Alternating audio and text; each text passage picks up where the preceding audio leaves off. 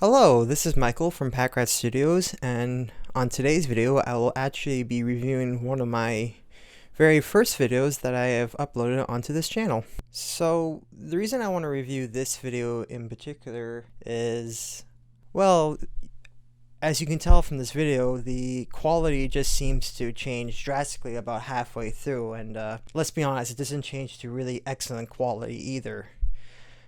And the reason I did that was because, well, at the time when I was shooting this film, I had two different cameras. One very expensive camera that was meant for this type of production, and another one that was, I would say, would cost at least $200 that I believed could match up to the quality of my professional camera.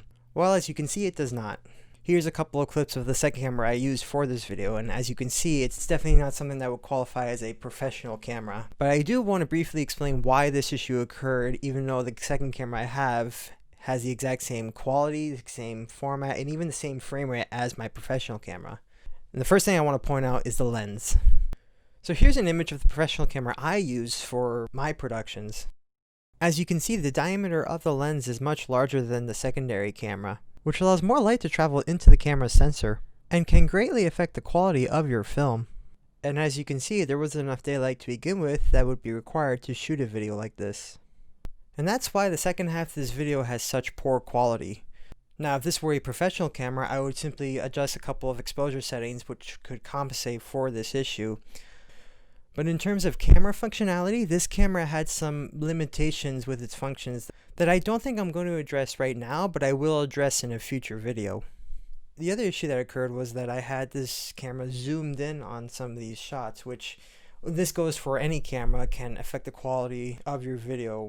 Unless you're using a DSLR with a fairly large telephoto lens, you're going to lose quality on that video if you zoom in. And for this camera especially, I zoomed in a fair bit.